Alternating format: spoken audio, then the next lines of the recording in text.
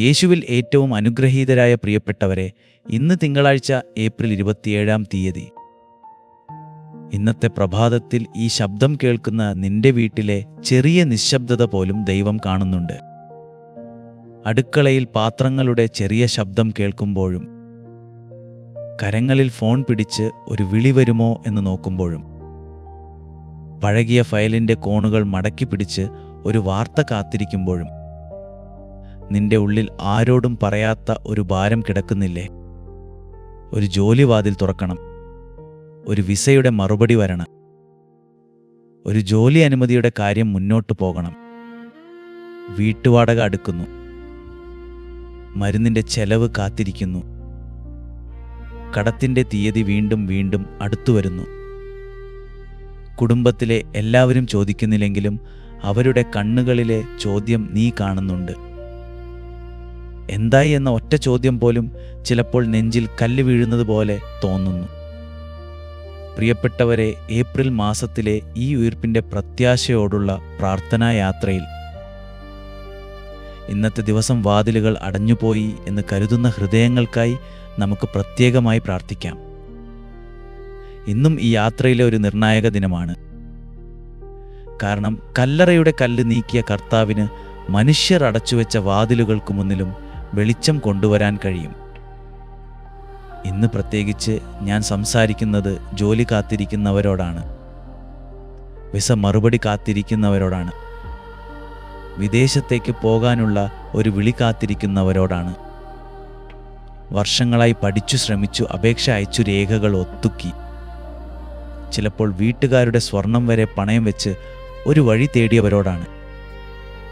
നിന്റെ കാത്തിരിപ്പ് വെറുതെയല്ല. അത് ആരും മനസ്സിലാക്കുന്നില്ലെങ്കിലും യേശു അതിൻ്റെ നീളം അറിയുന്നു, അതിൻ്റെ വേദന അറിയുന്നു, അതിൻ്റെ നിശബ്ദ കണ്ണീർ അറിയുന്നു. ചില വാതിലുകൾ അടഞ്ഞുപോകുന്നത് നമ്മെ തകർക്കാനല്ല. ചിലപ്പോൾ ദൈവം നമ്മെ ഒരു ചെറിയ വാതിലിൻ്റെ മുന്നിൽ നിന്നെടുത്ത് അവിടുത്തെ സമയത്ത് വലിയൊരു കൃപയുടെ വാതിലിന് മുന്നിൽ നിർത്തുന്നു. പക്ഷേ ആ കാത്തിരിപ്പ് എളുപ്പമല്ല. അതിൽ ലജ്ജയുണ്ട്, ഭയമുണ്ട്, ഇനിയും ഒന്നുമായില്ലേ എന്ന വാക്കിൻ്റെ കുത്തുണ്ട്. സ്വന്തക്കാരുടെ മുൻപിൽ ചിരിക്കാൻ ശ്രമിക്കുന്ന മുഖമുണ്ട്. രാത്രിയിൽ ഒറ്റയ്ക്ക് കിടക്കുമ്പോൾ ശ്വാസം ഭാരമാകുന്ന നിമിഷമുണ്ട്. ഇന്ന് നിനക്കായി കർത്താവ് പറയുന്ന വചനം വെളിപാടിൻ്റെ പുസ്തകം 3-ാം അധ്യായം 8-ാം വാക്യത്തിലാണ്.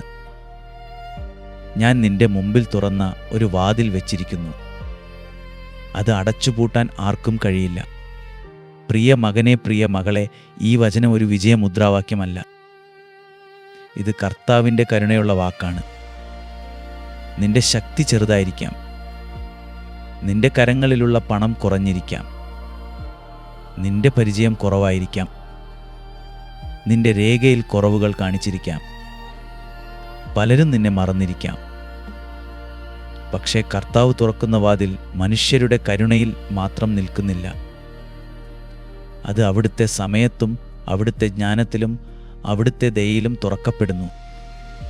ഉയിർപ്പിന് ശേഷം ശിഷ്യന്മാർ വാതിലുകൾ അടച്ചിട്ടാണ് ഇരുന്നത്. ഭയത്താൽ അടച്ച വാതിലുകൾ, അനിശ്ചിതത്വം നിറഞ്ഞ മുറി, പുറത്തേക്ക് പോകാൻ ധൈര്യമില്ലാത്ത ഹൃദയം. പക്ഷേ യേശു ആ അടച്ച വാതിലുകൾക്കുള്ളിൽ കടന്നു വന്നു. അവൻ ആദ്യം ചോദിച്ചത് നിങ്ങൾ എന്ത് ചെയ്തു എന്നല്ല. അവൻ പറഞ്ഞു, നിങ്ങൾക്ക് സമാധാനം. അതാണ് ഇന്നത്തെ നിന്റെ അനുഗ്രഹം. ആദ്യം സമാധാനം, പിന്നെ വഴി. ആദ്യം ഹൃദയത്തിൽ യേശുവിൻ്റെ സാന്നിധ്യം, പിന്നെ പുറത്തുള്ള വാതിലുകളിൽ ദൈവത്തിൻ്റെ ക്രമീകരണം. ചിലപ്പോൾ നിന്റെ ജീവിതം ഒരു ചെറിയ മുറിയോട് സാദൃശ്യമുള്ളതായിരിക്കും. ജനൽ തുറന്നിട്ടുണ്ട്, പക്ഷേ കാറ്റില്ല. വാതിലുണ്ട്, പക്ഷേ താക്കോൽ കാണുന്നില്ല. നിന്റെ കരങ്ങളിൽ ഫയലുണ്ട്, പക്ഷെ മറുപടിയില്ല. നിന്റെ ഫോൺ ചാർജ് ചെയ്തിട്ടുണ്ട്, പക്ഷേ വിളി വരുന്നില്ല. നിന്റെ പാസ്പോർട്ട് സൂക്ഷിച്ചു വെച്ചിട്ടുണ്ട്, പക്ഷേ യാത്രയുടെ തീയതി കാണുന്നില്ല. ഈ എല്ലാം കണ്ടുകൊണ്ടാണ് യേശു ഇന്ന് നിന്റെ അടുത്തേക്ക് വരുന്നത്. എൻ്റെ പ്രിയപ്പെട്ടവരെ, ഒരു കുടുംബത്തിൻ്റെ കഥ ഓർത്തുപോകുന്നു. ഒരു യുവാവ് മാസങ്ങളായി ജോലി മറുപടി കാത്തിരുന്നു. വീട്ടിലെ മേശപ്പുറത്ത് അവൻ്റെ പഴയ ഫയൽ എപ്പോഴും കിടന്നിരുന്നു. അതിൻ്റെ മുകളിൽ ഒരു ചെറിയ ജപമാലയും ഒരു പേനയും. അമ്മ ഓരോ രാവിലെ ചായ വയ്ക്കുമ്പോൾ അടുക്കളയിൽ പാത്രം തട്ടുന്ന ശബ്ദത്തിനിടയിൽ അവൻ്റെ മുഖം നോക്കും. അവനൊന്നും പറയില്ല. ഒരു ദിവസം അപേക്ഷ അയക്കാനിരിക്കുമ്പോൾ അയക്കണോ വേണ്ടയോ എന്ന് കുറച്ചു നേരം മടിച്ചു. വീണ്ടും നിരസിച്ചാൽ എന്ന ഭയം അവൻ്റെ വിരലിൽ പിടിച്ചു. ആ രാത്രി അവൻ ഫയൽ നെഞ്ചോട് ചേർത്ത് പിടിച്ച് വളരെ ലളിതമായി പറഞ്ഞു, ഈശോയെ, എൻ്റെ വാതിൽ ഞാൻ തുറക്കാൻ കഴിയുന്നില്ല, നീ തുറക്കണം. അടുത്ത ദിവസം തന്നെ അത്ഭുതകരമായ വലിയ മാറ്റമൊന്നും സംഭവിച്ചില്ല. പക്ഷേ അവൻ്റെ ഉള്ളിലെ ഭയം ചെറുതായി കുറഞ്ഞു. കുറച്ച് ദിവസങ്ങൾക്ക് ശേഷം ഒരു വൈകിയ വിളി വന്നു. സംസാരിച്ച ശബ്ദം ക്ഷീണിതമായിരുന്നു, ഉറപ്പൊന്നുമില്ലായിരുന്നു. പിന്നെയും കാത്തിരിപ്പുണ്ടായിരുന്നു. പിന്നെയും രേഖകൾ ചോദിച്ചു. പിന്നെയും പ്രാർത്ഥിച്ചു. ഒടുവിൽ വളരെ വലിയ ശമ്പളമല്ലാത്ത പക്ഷേ കുടുംബത്തിന് ശ്വാസം കിട്ടുന്ന ഒരു തുടക്കം കിട്ടി. ആദ്യ ശമ്പളം വലിയതല്ലായിരുന്നു. എന്നാൽ അമ്മ പറഞ്ഞു, ഇത് കർത്താവ് തുറന്ന ആദ്യ വാതിലാണ്. അവിടെ അത്ഭുതം പണം മാത്രമായിരുന്നില്ല. അവിടെ അത്ഭുതം തകർന്നു പോകാതെ നിന്ന ഹൃദയമായിരുന്നു. ഇന്ന് യേശു നിനക്കും അതേ കൃപ നൽകട്ടെ. കാത്തിരിപ്പിൽ തകർന്നു പോകാതെ നിൽക്കുന്ന ഹൃദയം, മറുപടി വരുന്നതുവരെ വിശ്വാസം നഷ്ടമാകാത്ത ആത്മാവ്, മനുഷ്യർ താമസിച്ചാലും ദൈവം മറന്നിട്ടില്ല എന്ന ഉള്ളിലെ വിശ്വാസം. ഇപ്പോൾ നിന്റെ അടുത്ത് ഒരു പാസ്പോർട്ട് ഉണ്ടെങ്കിൽ, ഒരു ഫയൽ ഉണ്ടെങ്കിൽ, ഒരു താക്കോലുണ്ടെങ്കിൽ, ഒരു ജോലി രേഖ ഉണ്ടെങ്കിൽ, അല്ലെങ്കിൽ ഒന്നുമില്ലെങ്കിൽ നിന്റെ വലതുകൈ നെഞ്ചിന്മേൽ വെക്കുക. ഇതൊരു അന്ധവിശ്വാസമല്ല. ഇത് സമർപ്പണത്തിൻ്റെ ഒരു ചെറിയ അടയാളമാണ്. നാം കർത്താവിനോട് പറയുന്നു, ഈ ഭാരം എൻ്റെ കരങ്ങളിൽ നിന്നു നിന്റെ കരങ്ങളിലേക്ക് ഞാൻ ഏൽപ്പിക്കുന്നു. ശാന്തമായി നിന്റെ ഹൃദയത്തിൽ പറയുക, കർത്താവെ, നീ തുറക്കുന്ന വാതിൽ ആരും അടയ്ക്കുകയില്ല. ഒരിക്കൽ കൂടി പറയുക, കർത്താവെ, നീ തുറക്കുന്ന വാതിൽ ആരും അടയ്ക്കുകയില്ല. ഈശോയെ, ഉയർത്തെഴുന്നേറ്റ കർത്താവെ, അടഞ്ഞ ശവകുടീരത്തിൻ്റെ മുന്നിൽ വെളിച്ചം കൊണ്ടുവന്ന ദൈവപുത്ര, ഇന്ന് ഈ പ്രഭാതത്തിൽ നിന്റെ മക്കളുടെ കാത്തിരിപ്പിലേക്ക് നീ കടന്നു വരണമേ. ജോലി കാത്തിരിക്കുന്ന മകനെയും മകളെയും നീ കാണണമേ. വിസ മറുപടി കാത്തിരിക്കുന്നവരുടെ രേഖകളിൽ നിന്റെ കരുണയുടെ മുദ്ര പതിയണമേ. ജോലി അനുമതി വൈകി കുടുംബം ആശങ്കയിൽ കഴിയുന്നവരുടെ ഹൃദയത്തിൽ നീ സമാധാനം ഒഴിക്കണമേ. കർത്താവെ, ഓരോ നിരസനവും അവരുടെ ആത്മാവിനെ തകർക്കാതിരിക്കട്ടെ.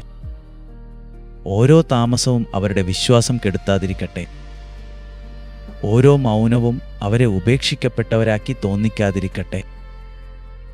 മനുഷ്യരുടെ മറുപടി വൈകുമ്പോഴും സ്വർഗത്തിൻ്റെ ശ്രദ്ധ അവരിൽ നിന്ന് മാറിയിട്ടില്ലെന്ന് അവർ അറിയട്ടെ.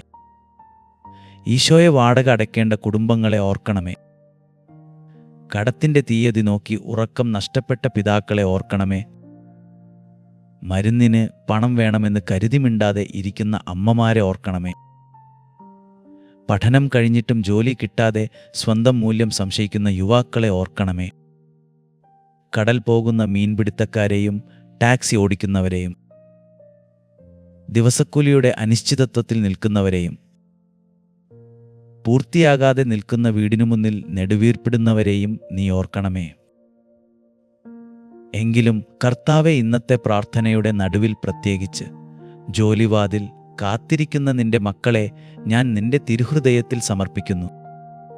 അവർ ഒറ്റപ്പെട്ടവരല്ല, അവർ പരാജിതരല്ല, അവർ നിന്റെ കണ്ണിൽ വില കുറഞ്ഞവരല്ല. അവർക്കായി നീ ഒരുക്കിയിരിക്കുന്ന വഴികൾ മനുഷ്യരുടെ കണക്കിനപ്പുറമായിരിക്കാം. അവർക്ക് വേണ്ടത് ആദ്യം അത്ഭുതകരമായ പുറത്തുള്ള വാതിൽ മാത്രമല്ല. അവർക്ക് വേണ്ടത് ഉള്ളിൽ തകർന്നു പോകാത്ത പ്രത്യാശയാണ്. ആ പ്രത്യാശ ഇപ്പോൾ നീ നൽകണമേ. കർത്താവെ, ഇന്നുവരെ അവരെ പരിഹസിച്ച വാക്കുകളുടെ ഓർമ്മകളെ നീ സുഖപ്പെടുത്തണമേ. സ്വന്തക്കാരുടെ മുൻപിൽ ചെറുതായി തോന്നിയ നിമിഷങ്ങളെ നീ കഴുകിക്കളയണമേ. ഞാൻ ഒന്നുമായില്ല എന്ന് കരുതി സ്വയം കുറ്റപ്പെടുത്തുന്ന ഉള്ളിലെ ശബ്ദത്തെ നീ നിശബ്ദമാക്കണമേ. നിന്റെ സ്നേഹത്തിൻ്റെ ശബ്ദം അവരുടെ ഉള്ളിൽ ഉയരട്ടെ. നീ എൻ്റെ മകനാണ്, നീ എൻ്റെ മകളാണ്, ഞാൻ നിന്നെ മറന്നിട്ടില്ല. പരിശുദ്ധ അമ്മേ നസറത്തിലെ വീട്ടിൽ സാധാരണ ജീവിതത്തിൻ്റെ അധ്വാനവും കാത്തിരിപ്പും അറിയുന്ന അമ്മേ, ഇന്ന് ജോലി കാത്തിരിക്കുന്ന മക്കളുടെ അരികിൽ നിന്നുകൊള്ളണമേ. അവരുടെ രേഖകൾക്കുമേൽ, അവരുടെ ഫോൺ വിളികൾക്കുമേൽ, അവരുടെ യാത്രാ സ്വപ്നങ്ങളുമേൽ, അവരുടെ കുടുംബത്തിൻ്റെ അടുക്കളയിലുമേൽ അമ്മയുടെ പ്രാർത്ഥനയുടെ മൃദുവായ മൂടുപടം വിരിയിക്കണമേ. പരിശുദ്ധ യൗസേപ്പിതാവേ, അധ്വാനിക്കുന്നവരുടെ പിതാവേ, തൊഴിലില്ലാത്ത മനസ്സിൻ്റെ വേദന നീ അറിയുന്നവനെ, ഈ മക്കൾക്കായി അപേക്ഷിക്കണമേ. നീ കൈകൊണ്ട് പണിയെടുത്തതുപോലെ അവരുടെ കൈകൾക്കും അന്നത്തിനും മാനത്തിനും വഴി ലഭിക്കട്ടെ. അവർക്ക് അപമാനമല്ല, സത്യസന്ധമായ അധ്വാനത്തിൻ്റെ അനുഗ്രഹം ലഭിക്കട്ടെ. എൻ്റെ പ്രിയപ്പെട്ടവരെ, ഇന്ന് ഒരു ചെറിയ ആത്മീയ നടപടി മാത്രം ചെയ്യുക. ഈ ദിവസം മുഴുവൻ ഭയം വരുന്ന ഓരോ തവണയും വലിയ വാക്കുകളല്ല, ഈ ഒരു വാചകം മാത്രം പറയുക: ഈശോയെ, എൻ്റെ മുമ്പിൽ നിൻ്റെ വാതിൽ തുറക്കണമേ. രാത്രി ഉറങ്ങാൻ പോകുന്നതിനു മുമ്പ് ഒരിക്കൽ കൂടി കൈ നെഞ്ചിൽ വെച്ച് പറയുക: കർത്താവെ, ഞാൻ കാത്തിരിക്കുന്നു, പക്ഷേ ഞാൻ ഒറ്റയ്ക്ക് കാത്തിരിക്കുന്നില്ല, നീ എന്നോടുകൂടെ ഉണ്ട്. ഇന്നത്തെ പ്രാർത്ഥനയിൽ നിന്റെ പേരും നിന്റെ കാത്തിരിപ്പും എഴുതി സമർപ്പിക്കുക. ജോലി, വിസ, വീട്, രോഗശാന്തി, പരീക്ഷ, വിവാഹം, കുടുംബസമാധാനം, നീ എന്തിനായി കാത്തിരിക്കുകയാണോ അത് എഴുതുക. ആമേൻ എന്ന് മാത്രം എഴുതിയാലും മതി. ഈ അഭിപ്രായ സ്ഥലം ഒരു സാധാരണ സ്ഥലമല്ല. ഇത് കരയുന്നവരും കാത്തിരിക്കുന്നവരും പരസ്പരം പ്രാർത്ഥിക്കുന്ന ഒരു ചെറിയ പ്രാർത്ഥനാമുറിയാണ്. നിനക്കറിയാവുന്ന ആരെങ്കിലും ഇപ്പോൾ ജോലി മറുപടി കാത്തിരിക്കുകയാണെങ്കിൽ, ഒരു വിസയ്ക്കായി വിഷമിക്കുകയാണെങ്കിൽ, ഒരു വീട്ടിലെ ചെലവ് എങ്ങനെ നടത്തും എന്ന് അറിയാതെ ഇരിക്കുകയാണെങ്കിൽ, ഈ സന്ദേശം അവരിലേക്ക് അയക്കുക. നമ്മുടെ ഫോൺ ചിലപ്പോൾ ഒരു ചെറിയ പ്രസംഗപീഠമാകാം. ഒരു മൊബൈൽ സന്ദേശം പോലും ആരുടെയോ കണ്ണീരിനുള്ള ദൈവത്തിൻ്റെ മറുപടിയായി മാറാം. ഇന്ന് നിന്റെ കൈവഴി ഒരാൾക്ക് പ്രത്യാശ എത്തട്ടെ. കർത്താവായ യേശുക്രിസ്തുവിൻ്റെ നാമത്തിൽ ഞാൻ നിന്നെ അനുഗ്രഹിക്കുന്നു. നിന്റെ കാത്തിരിപ്പിൽ സമാധാനം വരട്ടെ. നിന്റെ രേഖകളിൽ ദൈവത്തിൻ്റെ കരുണ വരട്ടെ. നിന്റെ കുടുംബത്തിൻ്റെ മേശയിൽ അപ്പം കുറയാതിരിക്കട്ടെ. നിന്റെ രാത്രിയിലെ ഭയം പ്രഭാതത്തിലെ പ്രത്യാശയായി മാറട്ടെ. അടഞ്ഞുപോയി എന്ന് നീ കരുതിയ വാതിലിനു മുമ്പിൽ ദൈവം തൻ്റെ സമയത്ത് വെളിച്ചം തെളിയിക്കട്ടെ. നിന്റെ കാത്തിരിപ്പിന് ദൈവം അർത്ഥം തരട്ടെ. കാണുന്നതുവരെ സ്വർഗത്തിലെ ദൈവം എന്നെയും നിങ്ങളെയും സൂക്ഷിക്കട്ടെ. ആമേൻ. നാളെ രാവിലെ കൃത്യം 5:30 മുടങ്ങാതെ വീണ്ടും കാണാം.